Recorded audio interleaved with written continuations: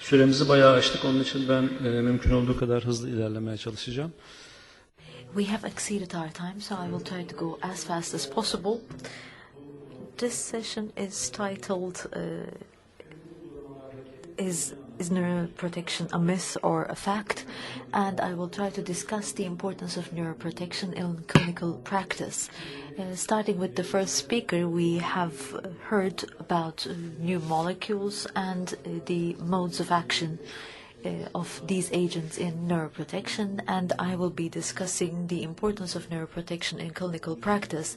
I don't know if I will be able to discuss this issue in the course of 20 minutes, because it is a huge topic that could be the topic of a whole textbook. I will start off with a saying from Hippocrates. Natural forces within us are the true healers of disease, he said. All these modalities of therapy that we are talking about are actually ways of mobilizing the natural forces within the human body.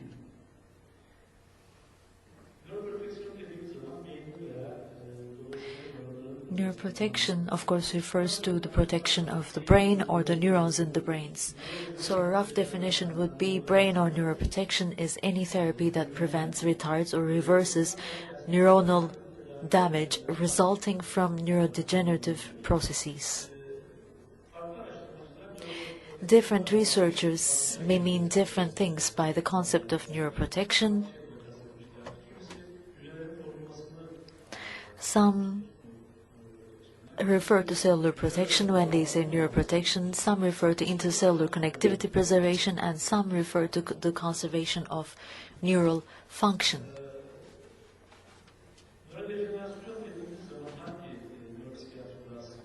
Neurodegenerative diseases include the following neuropsychiatric disorders: Parkinson's disease, amyotrophic lateral sclerosis, multiple sclerosis, epilepsy, schizophrenia, mood disorders, and cognitive disorders, including Alzheimer's and other cognitive disorders where there is memory loss.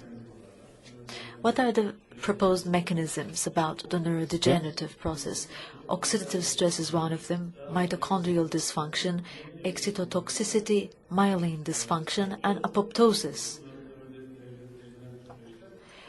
All these mechanisms are believed to have a role in neurodegeneration. Novel treatments and augmentation strategies will help treat the active symptoms, slow down disease progression, and provide primary prevention in recognized prodromal states. So it will provide primary prevention where there is not a full presentation of all the symptoms. Among the neuroprotective approaches, we can make a rough classification. There are several drugs, hormones, neurosteroids, and vitamins that can be included among these approaches. Other nanotechnological scientific advances, for example, can be listed among neuroprotective approaches. Transcranial magnetic stimulation, vagal nerve stimulation, and deep brain stimulation are neuromodulatory techniques that can be used in among neuroprotective approaches. The concept of neuroprotection was first used to define neurological disorders, especially ischemic, traumatic, and neurodegenerative disorders. Many different treatment modalities were tested to achieve neuroprotection.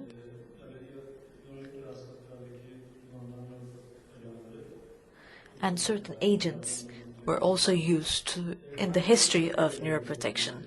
Then came into being nanotechnology, of course. I won't go into details, but let me say that as of 2009, now we have a publication as well, which is called Journal of Nano-Neuroscience. Nanotechnology might help us innovative techniques of drug delivery aimed at specific neural targets, gene therapy, tissue repair and neuroprosthesis, and nanosurgery. It might bring about possibilities for nanosurgery as well. I will skip these slides. The concept of neuroprotection came into being with neurological diseases, as I said before. And for the very first time in the field of psychiatry, an expert made a research on neuroprotection back in 1801. The psychiatrist was a French psychiatrist called Philip Pinel. He asked the very first question in this regard. He asked, does insanity depend upon organic lesion of the brain? He was not the person to answer this question. He wasn't able to do so. But in the last 20 years, thanks to the brain mapping methods, it was found out that many diseases or many disorders have to do with organic lesions in certain parts of the brain. These mechanisms can be divided into three main types: neurodegenerative, neurodevelopmental, and disconnective mechanisms. In other words,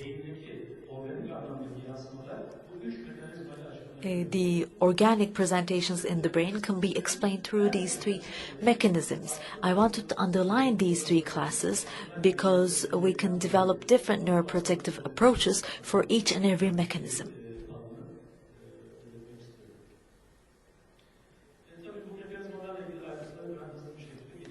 I will skip the details of all these mechanisms. However, if you're interested, I can easily share my presentation with you.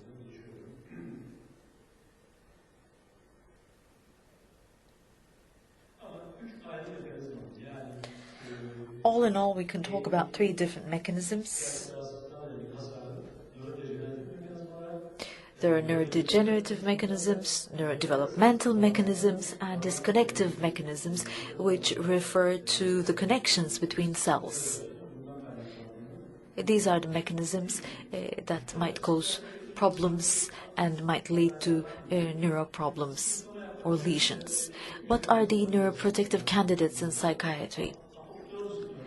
I made a classification on the basis of the mode of action. There are those that prevent apoptosis, there are those that prevent oxidative stress, glutamate toxicity, stress sensitization, and there are those that are effective through direct neurotrophic properties. We can classify the same agents on the basis of symptom domain specificity.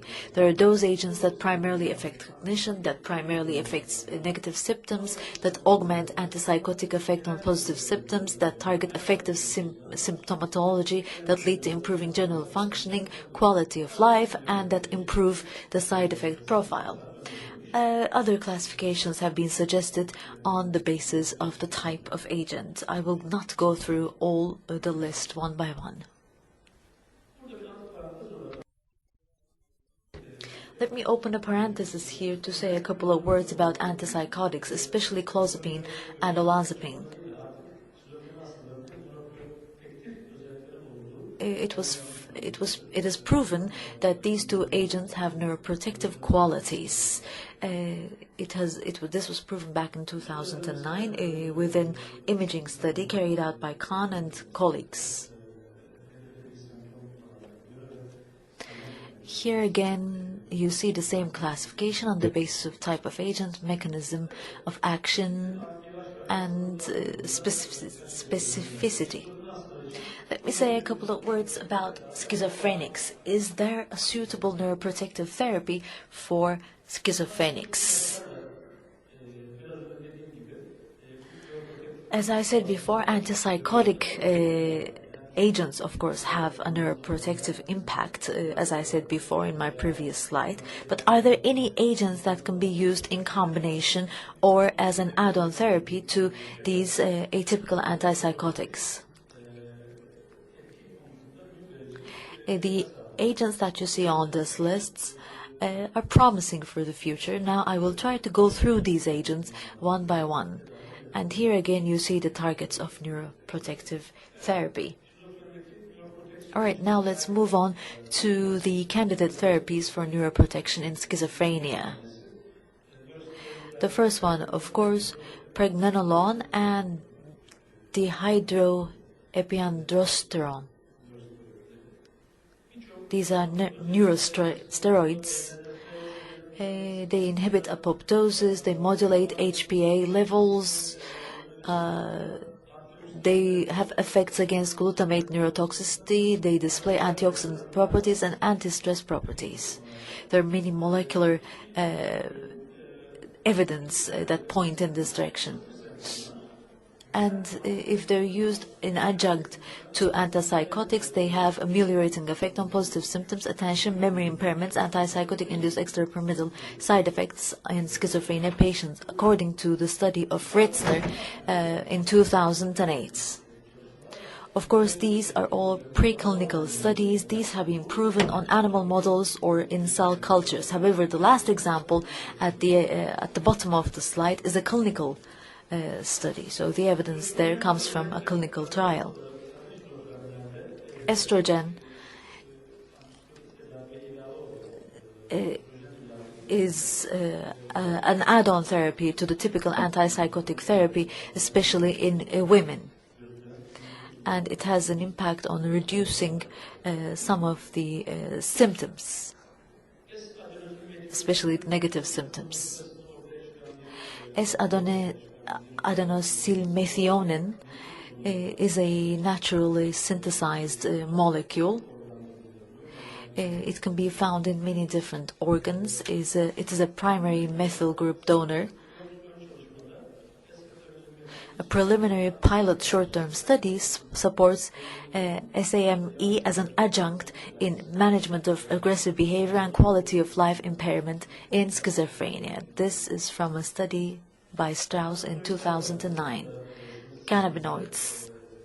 Cannabinoids are known to have neuroprotective effects on the central nervous system. However,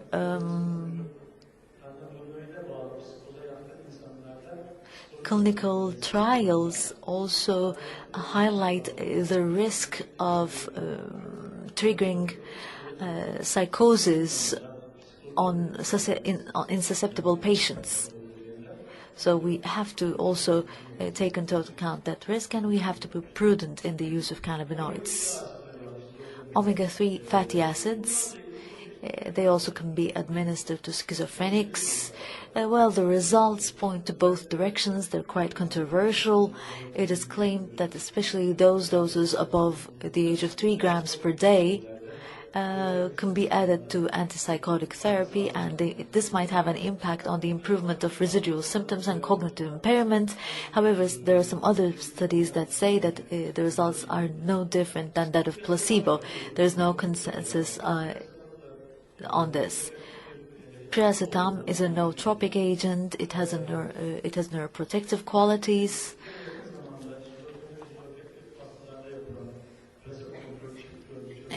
A recent placebo-controlled double-blind study showed that it reduces the target dyskinesia in schizophrenics, in schizoaffective patients. Modafinil is a novel cognitive enhancer. It is used especially in the improvement of attention deficit. As an adjunct, it is found to have some positive effects on reducing antipsychotic-induced symptoms. Theanine is found in high amounts, especially in green tea.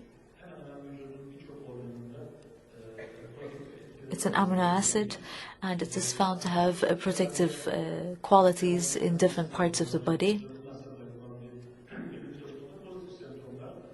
and it was found to ameliorate the positive activation and anxiety symptoms in schizophrenia patients if it is given as an adjunct to antipsychotic therapy. So theanine derived from green tea might in the near future have an impact in schizophrenia, and it might make its way into clinical practice very soon. Retinoids are vitamin A derivatives, and they're believed to have a neuroprotective effect as well.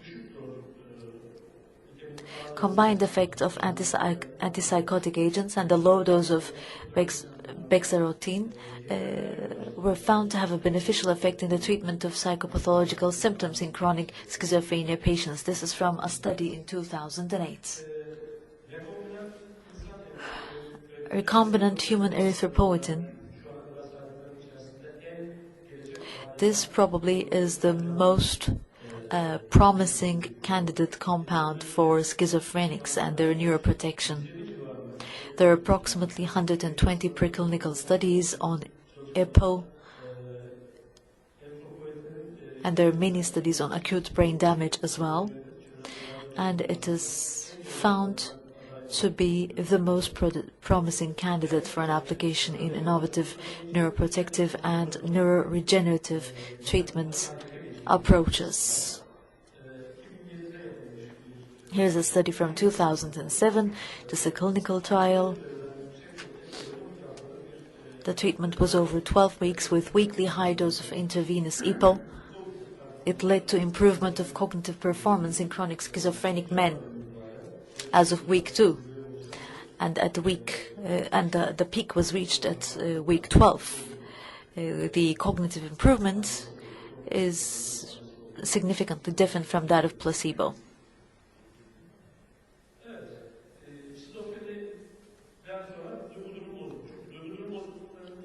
Let's say a couple of words about mood disorders as well, because mood disorders are also believed to have a neurodegenerative background.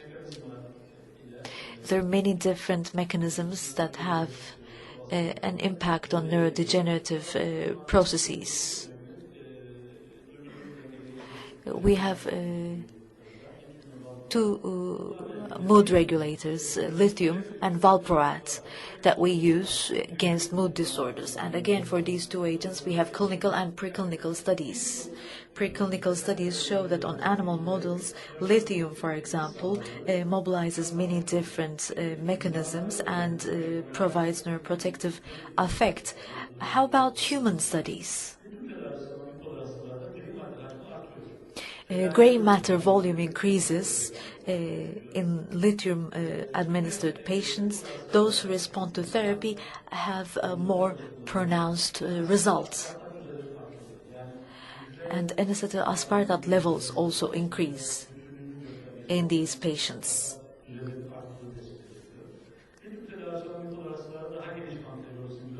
The bipolar patients who receive lithium have larger anterior cingulate and prefrontal cortex volumes, and they're protective against reduced glial numbers and glial neuron ratio. There are many preclinical studies demonstrating the following effects of, demonstrating the neuroprotective effects of valproates. On the human brain, however, we don't have as concrete data as we have for lithium. There are no evidence, for example, about NAA levels or NAA increase. We use antidepressants for mood disorders as well, and antidepressants have a neuroprotective effect through many different mechanisms, through mobilizing many different mechanisms. It was found that they increase hippocampal NAA, occipital GABA levels, and they prevent gray matter loss in relevant brain areas. So these are all clinical proofs. Bipolar depression. All these agents that you see on this list are believed to have a neuroprotective effect on bipolar depression.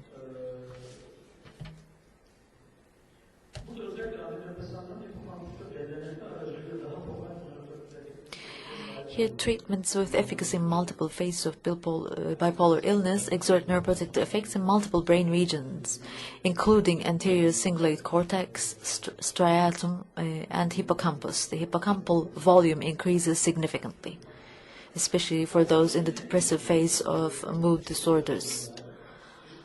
Oxytocin also plays a neuroprotective role, according to preclinical trials, but there are no clinical trials that prove this up until now. Oxytocin is a hormone that is effective in partum and in lactation. However, it has many receptors in several brain areas, and it is believed to have an impact on several mechanisms such as bonding, attachment, and social recognition. Furthermore, it increases resistance of fetal neurons to injuries during delivery. Well, psychopathology might bring it about as a new agent soon. I know that I have run out of time, and I tried to tackle many different issues. We have many current and future challenges. We need long-term trials, multi-center trials. Maybe we can combine the neuroprotective agents, and we might try out neuroprotective polypharmacy. Polypharmacology, that is. There are many questions that still need an answer. But we have many promising agents as well. So when you want to read about neuroprotection now, you end up with a large textbook, and in Kaplan's book, for example, you can see that neuroprotection is referred to in 15 different chapters. So much more awaits us in the future. So we just have an idea about the tip of the iceberg so far, but there's much to discover. Thank you.